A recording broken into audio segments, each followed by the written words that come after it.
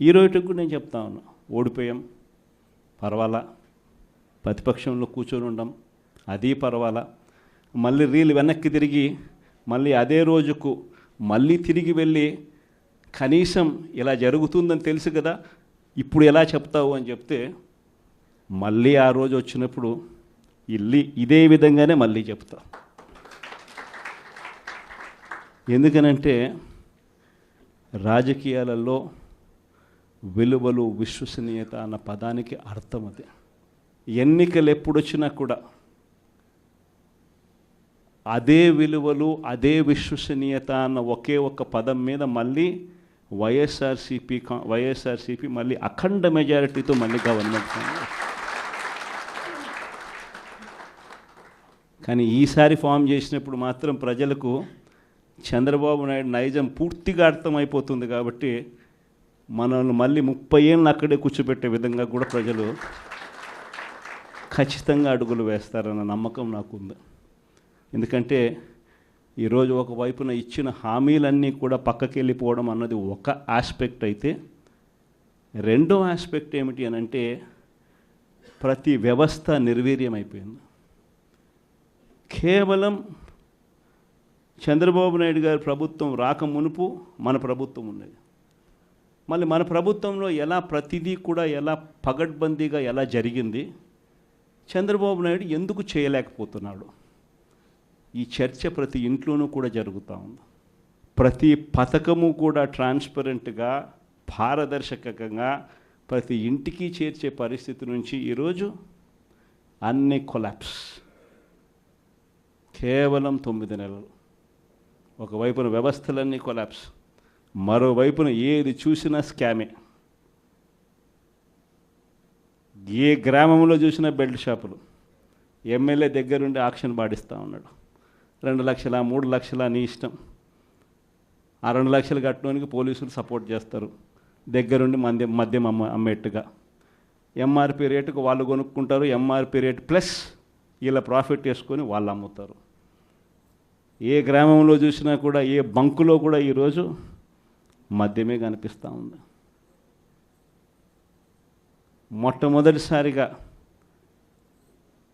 Government నడుపుతా ఉన్న మద్యం షాపులను తీసేసి ప్రైవేట్ వాళ్ళని తీసుకొచ్చేసినారు. ఇసుక ఎక్కడ పడితే అక్కడ డబల్ ద రేటుకి అమ్ముతూ ఉన్నారు. ప్రతి నియోజకవర్గంలోని పేకాట క్లబ్బులు ఎక్కడ పడితే అక్కడ కనిపిస్తూ ఉన్నాయి. ప్రతి నియోజకవర్గంలో ఏ పని జరగాలన్నా కూడా, ఫ్యాక్టరీ నడపాలన్నా, ఆ నియోజకవర్గంలో మైన్ ఒకవేళ చేస్తూ ఉంటే చేసుకోవాలన్నా, ఏదైనా కూడా నాకింత నీకింత అని ఎమ్మెల్యే దగ్గర నుంచి మొదలైతే చంద్రబాబు నాయుడు దాకా పంచుకోవడాలి. ఇవన్నీ కూడా ఏ స్థాయిలో జరుగుతూ ఉన్నాయనంటే నిజంగా ఈరోజు వైఎస్ఆర్సీపీ పార్టీ కానీ వైఎస్ఆర్సీపీ ఎమ్మెల్యేలు కానీ ఈరోజు నిజంగా చాలా మంచోళ్ళ కింద కనిపిస్తూ ఉన్నారు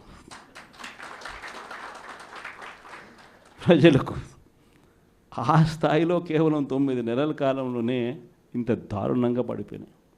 ఇవన్నీ కూడా ఎందుకు నేను చెప్తా ఉన్నాను అని అంటే, ఈరోజు కష్టాలు అనేటివి వస్తాయి. ప్రతిపక్షంలో ఉన్నప్పుడు, రాజకీయాలలో మరీ ముఖ్యంగా ఉన్నప్పుడు ప్రతి ఒక్కరూ కూడా ఒక్కటే గుర్తుపెట్టుకోవాలి, కష్టం రానిదే సుఖం రాదు. ప్రతి మనిషి జీవితంలో కూడా కష్టాలు సుఖాలు అనేది పార్ట్ అండ్ పార్సల్. ప్రతిపక్షంలో ఉన్నప్పుడు మన కష్టాలు కనిపిస్తాయి, కానీ ఆ ప్రతిపక్షంలో ఉన్నప్పుడు ఆ కష్టాలలో వచ్చినప్పుడు మనం ఆ కష్టాలను ఎలా ఎదుర్కొంటాం అన్నది మనల్ని లీడర్లు చేస్తాయి. కష్టం వచ్చినప్పుడు మన క్యారెక్టర్ను మనం అమ్మేసుకుంటే, మన వ్యక్తిత్వాన్ని మనం అమ్మేసుకుంటే, ఒకసారి బాటిల్లో ఉన్న నీళ్ళు బాటిల్లో ఉంటే బాటిల్లో నీళ్ళు తాగుతాం.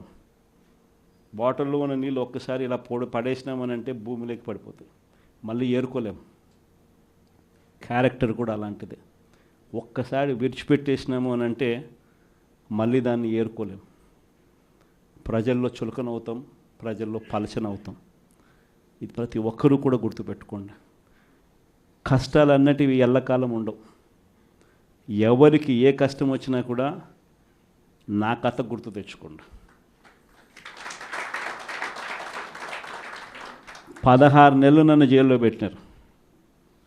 నా మీద కేసులు వేసింది కూడా మళ్ళీ ఎవరో కాదు, అటు కాంగ్రెస్ ఇటు తెలుగుదేశమే.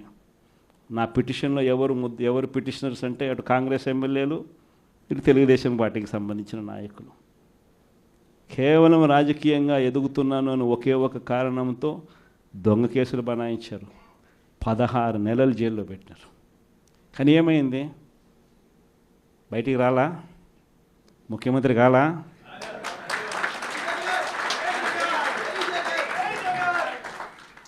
ప్రతి ఒక్కరు ఇది గుర్తుపెట్టుకోండి. ఎవరికైనా ఇంతే. మహా చేస్తే వీళ్ళు ఏం చేయగలుగుతారు? దొంగ కేసులు పెడతారు,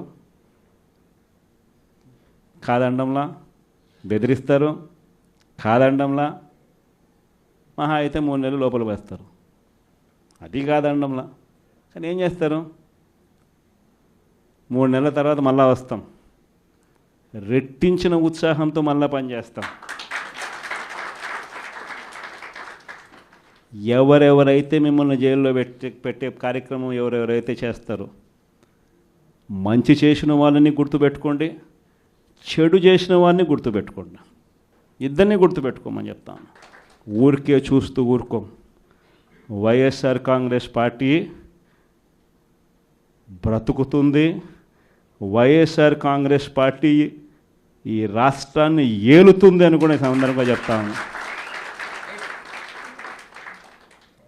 మరో 30 సంవత్సరాలు ఏళ్తామని కూడా ఈ సందర్భంగా కూడా మరి గట్టిగా కూడా చెప్తాను. కాబట్టి ఎవ్వరూ కూడా వైఎస్ఆర్ కాంగ్రెస్ పార్టీకి సంబంధించిన ఏ కార్యకర్త వెంటికి కూడా పీకలేడు అని చెప్పి కూడా ఈ సందర్భంగా చెప్తాను. ఇది ప్రతి ఒక్కరూ గుర్తుపెట్టుకోండి, ఒక్కటే గుర్తుపెట్టుకోండి. ఈసారి జగనన్న 2.0 కొంచెం వేరుగా కూడా ఉంటుంది. ఈసారి జగనన్న 2.0 కార్యకర్త కోసం ఎలా పనిచేస్తుందో కూడా చూపిస్తుంది.